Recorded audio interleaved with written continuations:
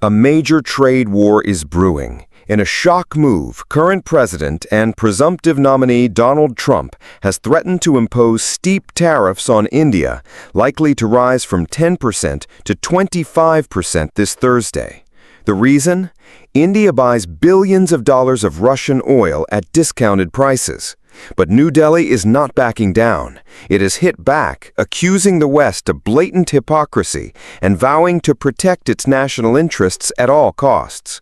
With $87 billion worth of trade at stake, is India scaring the U.S.? And could this tense standoff permanently damage a key U.S. alliance? For the full story and all future updates on this unfolding crisis, make sure you subscribe to AETB News. Welcome to AETB News. The relationship between the United States and India, the world's two largest democracies, is facing one of its most significant tests in recent memory. This isn't a dispute fought on a battlefield, but in boardrooms, on shipping manifests, and in fiery public statements. At the heart of it is a clash between America's geopolitical pressure and India's non-negotiable economic needs. Let's break down exactly what's happening, what's at stake, and why this is about so much more than just oil. The Trump ultimatum: America first meets geopolitics. The catalyst for this current crisis is a declaration from Donald Trump. In a post on his Truth Social platform, he announced his intention to sharply increase tariffs on Indian goods. He wrote, quote, "They are buying massive amounts of Russian oil and reselling it for profit. They don't care how many people in Ukraine are being killed by the Russian war machine." While the exact rate wasn't finalized, sources suggest an existing 10% tariff on a wide range of Indian products is set to jump to a punishing 25%. For context, this isn't just a slap on the wrist. This is a direct shot at the core of India's export economy. To understand this move, we have to look through two lenses. The first is Trump's signature America First protectionist policy.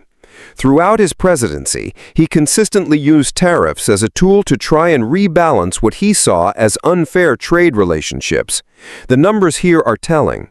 In 2024, the U.S. stood as India's single largest trading partner.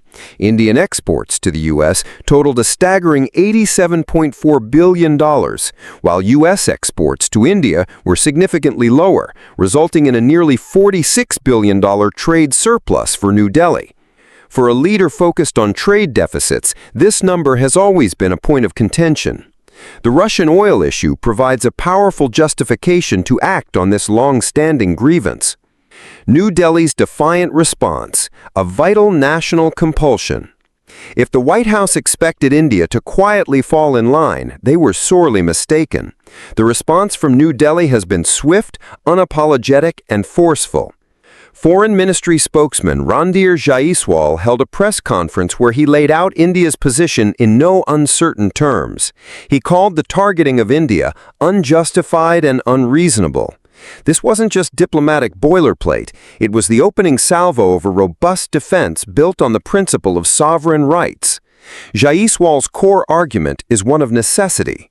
He stated, quote, "Like any major economy, India will take all necessary measures to safeguard its national interests and economic security. For a developing nation of 1.4 billion people, affordable and stable energy is not a luxury. It is, in his words, a vital national compulsion." Let's put that into perspective. Consistent energy prices are the bedrock of India's economy. They are essential to manage inflation, which can disproportionately harm the country's vast population living on low incomes. They power the manufacturing sector, which is key to job creation and growth. They ensure the lights stay on and transportation runs. To ask India to voluntarily pay a premium for energy from other sources, especially when its own traditional supplies were disrupted by Western sanctions redirecting oil to Europe, is to ask them to sacrifice the well-being of their own citizens for a distant conflict they did not create. Jaiswal also made a crucial point about timing. He argued that India's significant increase in Russian oil imports only began after the war in Ukraine broke out and Western nations diverted their own traditional supplies to Europe, creating a volatile and expensive market. In essence, India is saying, you created this market disruption, and now you criticize us for navigating it in the most logical way for our people.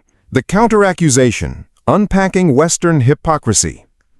But India's defense didn't stop at national interest.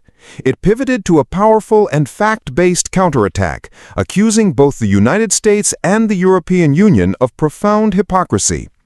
This is perhaps the most compelling part of their argument.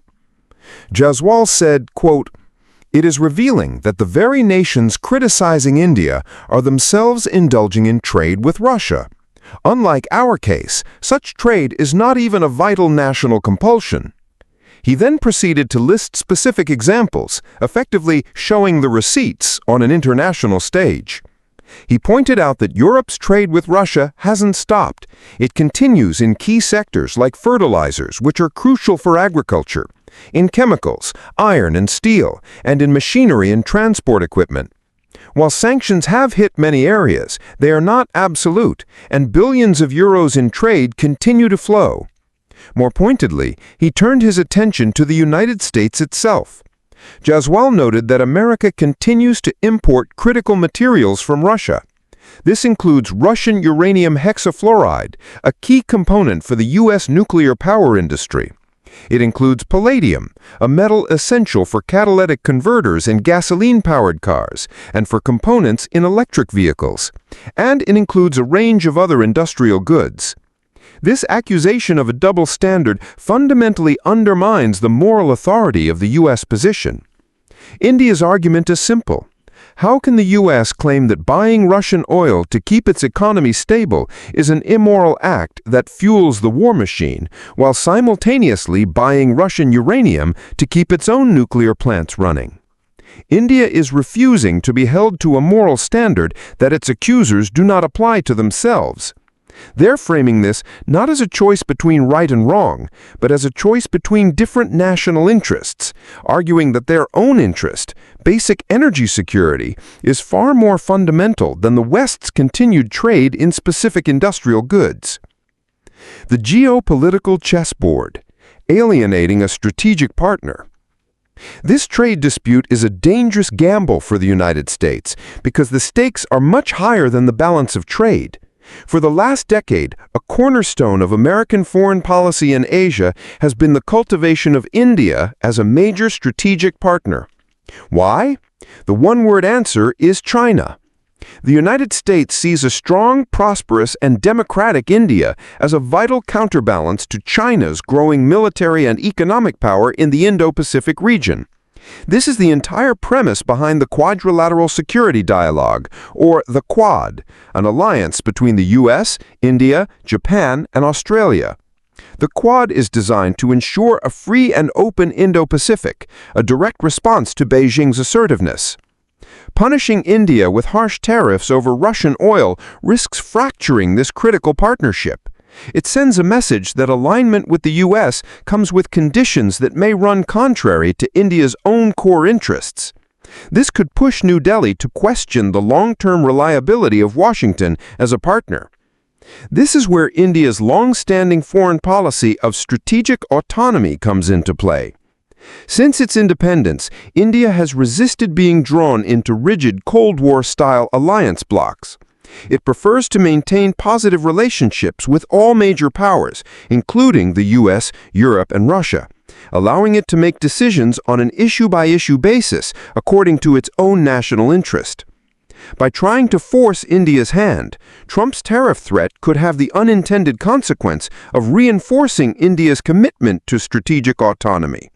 It might even push India closer to alternative groupings like BRICS, Brazil, Russia, India, China, South Africa, and its new members, a bloc often seen as a counterweight to Western-dominated institutions. In the grand chess match for influence in Asia, forcing India to choose could lead it to choosing a path that doesn't align with American interests, ultimately benefiting China in the long run. A standoff with no easy answers.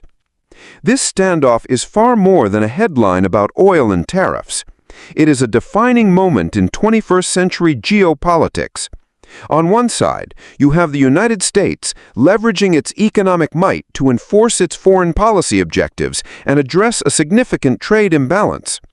On the other, you have a rising, confident India asserting its sovereign right to secure its economic future and refusing to bow to external pressure, especially when it perceives double standards at play. The immediate fallout will be economic. If these tariffs go into effect, American consumers will likely pay more for a range of Indian goods, and Indian manufacturers will face immense hardship, potentially leading to job losses. But the long-term consequences are geopolitical. Will this pressure campaign work, or will it backfire, alienating a partner that the U.S. needs for its broader strategic goals? India's firm, calculated response suggests it is a rising power that will not be easily dictated to.